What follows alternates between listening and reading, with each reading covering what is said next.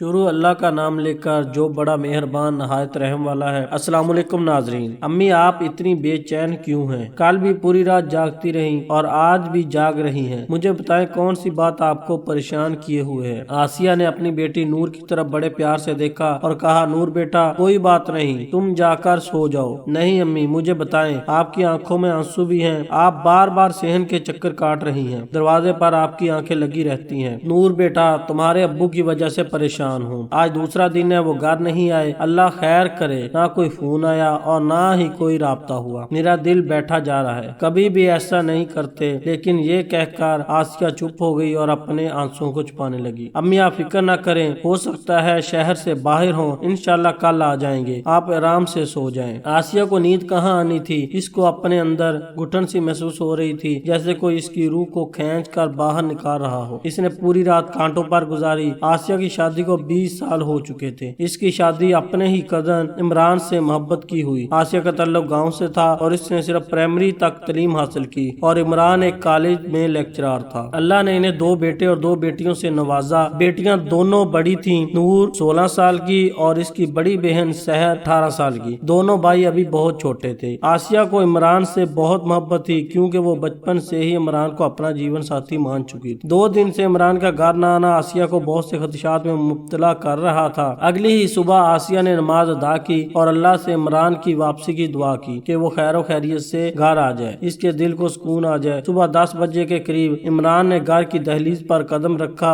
تو اس کے دونوں بیٹے لپک کر اس کی طرف بھاگے اور خوشی سے چیخنے لگے، ابو گھر آ گئے، ابو گھر آ گئے۔ نور، سحر، آسیہ جلدی سے صحن کی طرف آئیں اور تو دیکھا عمران اپنے بیٹوں سے مل رہا تھا۔ آسیہ نے عمران پر گہری نظر ڈالی تو وہ کچھ بدلا بدلا سا لگ رہا تھا۔ وہ نیلے ہلکے رنگ کی پینٹ کوٹ میں تھا، شیو اور بال بہت عمدہ طریقے سے بنے ہوئے تھے۔ آسیہ اس کو دیکھتی ہی رہی لیکن کہا کچھ نہیں۔ نور نے جٹ اپنے ابو سے پوچھا، آپ کہاں تھے ابو، اور یہ لباس آپ کا تو نہیں اور آپ اتنے خوبصورت بھی لگ رہے ہیں۔ عمران نے نور کا چہرہ اپنے ہاتھوں میں لیا اور کہا، آج میں تم سب کو کسی سے ملوانے لے کر جا رہا ہوں۔ نور نے کہا، ابو کس سے؟ تم ملو گے تو خود ہی دیکھ لینا۔ عمران نے آسیہ کی طرف دیکھا اور کہا، میں چاروں بچوں کو کچھ دیر کے لیے کہیں لے جا رہا ہوں، آ کر تم سے ضروری بات کرتا ہوں۔ اس نے کوئی سوال نہ کیا اور نہ ہی کوئی جواب دیا، بس اس کو دیکھتی ہی رہی۔ عمران نے چاروں بچوں کو گاڑی میں بٹھایا اور ایک ہوٹل میں لے گیا۔ بچے بہت حیران اور پریشان تھے۔ عمران کی بڑی بیٹی سحر نے کہا، ابو ہم ہوٹل کیوں آئے ہیں؟ عمران نے کوئی جواب نہیں دیا اور ان کو لے کر ہوٹل کے کمرے کی طرف بڑھا۔ عمران نے کمرے کا دروازہ کھولا تو نور اور سحر حیران ہو گئی۔ سامنے ایک پھولوں سے مسحری سجی ہوئی تھی اور اس میں ایک عورت دلہن بن کر بیٹھی ہوئی تھی۔ بچوں یہ تم لوگوں کی نئی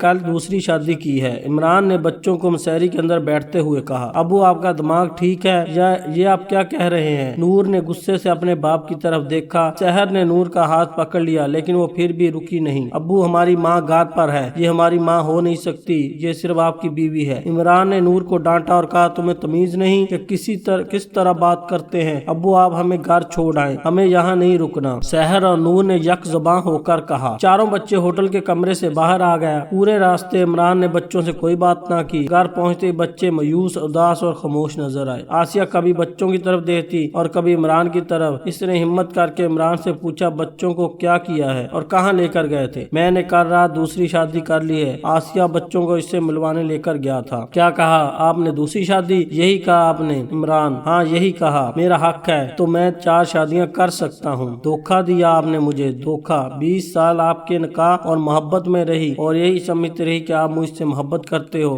کیوں کیا ایسا؟ کیا کمی تھی مجھ میں؟ کیا میں خوبصورت نہیں تھی؟ کیا میں نے آپ کو اولاد سے نوازا نہیں؟ کیا میں آپ کی اور آپ کے خاندان کی ایک نوکرانی بن کر دن رات خدمت نہیں کرتی؟ کبھی آپ سے کسی چیز کی فرمائش نہیں کی، آپ کا ہر حکم سر آنکھوں پر رکھا، آپ کی ہر خواہش کی دن رات تکمیل کی۔ آپ نے میری تمام خدمات محبت کا یہ صلہ دیا مجھے۔ آسیہ تم پڑھی لکھی نہیں، یہی تمہارے اندر کمی تھی۔ میں تمام عمر ایک ان پڑھ کے ساتھ کیسے گزارا کر لیتا؟ تم معاشرے میں میرے ساتھ چل نہیں سکتی۔ میرے 1000 دوست ہیں، ان کی محفلوں میں تمہیں اپنے ساتھ لے جا کر شرمندہ نہیں ہونا چاہتا۔ مجھے تم سے محبت کبھی بھی نہیں تھی، میں صرف ماموں کو انکار نہ کر سکا اس لیے تم سے شادی کی۔ اور رہی بات خدمت کی، وہ تو میں کسی بھی ملازمہ کو رکھ کر کروا سکتا ہوں۔ تم اپنے بچوں کو پال رہی ہو، ان کی خدمت کر رہی ہو، ان میں کوئی بڑی بات نہیں، یہ سب عورتیں کرتی ہیں۔ एक और बात कान खोल कर सुन लो, मैंने दुनिया में कोई अनोखा काम नहीं किया। तुम्हारे बाप ने भी दूसरी शादी की थी। इतना शोर शराबा करने की जरूरत नहीं। अगर जाना चाहती हो तो हमेशा के लिए जा सकती हो, लेकिन बच्चे कहीं नहीं जाएंगे। और अगर रहना चाहती हो तो खामोशी के साथ अपने बच्चे पालो और मुझसे मोहब्बत की उम्मीद मत रखना। इमरान ने मुझे तमाम उम्र धोखा दिया, मेरी मोहब्बत को रुसवा किया है। आप जानते थे मेरे वालिदैन कमजोर हैं, इसलिए ये जुल्म मुझ पर डाया। क्या आपको अपनी बेटियां नजर नहीं आई? वो जवान है, इनकी शादी का सोचने के बजाय आपने अपनी शादी रचा ली। इनके शोहर भी अगर यही काम करेंगे तो आपको कोई फर्क नहीं पड़ेगा, कोई दुख नहीं होगा। बिल्कुल नहीं आसिया, मुझे कोई दुख नहीं होगा। वो भी अपना हक इस्तेमाल कर सकते हैं। रही बात बेटियों की शादी की, ये मेरा फर्ज है, जब मर्जी अदा करूँ। इसमें तुम्हें बोलने का हक नहीं, क्योंकि ये मेरी औलाद है। अगर तुम इस घर में रहना चाहती हो तो रहो, वरना दरवाजा खुला है। अगर आजाद होना चाहती हो तो मैं तुम्हारी ख्वाहिश जरूर पूरी करूंगा। मुझे अब तुम्हारी कोई जरूरत नहीं, तुम सिर्फ इन बच्चों की माँ हो, मेरे लिए कोई अहमियत नहीं रखती। इमरान ये सब कहते हुए दरवाजे की तरफ लौटा तो आसिया ने उसका बाजू पकड़ लिया। इमरान, तुमने मुझे मेरी मोहब्बत खिदमत को धिक्कारा है, तुम्हें एक पल भी सुकून नहीं मिलेगा और ना ही मोहब्बत। और फिर जब पलट कर मेरे पास आओगे तो तुम्हें मेरी नफरत के सिवा कुछ नहीं मिलेगा। इमरान ने आसिया को अपने से झटक कर एक तरफ कर दिया और घर से बाहर निकल गया। आसिया सहन में ढेर हो गई और फूट फूट कर अपनी किस्मत पर रोने लगी। चारों बच्चे अपनी माँ से लिपट गए।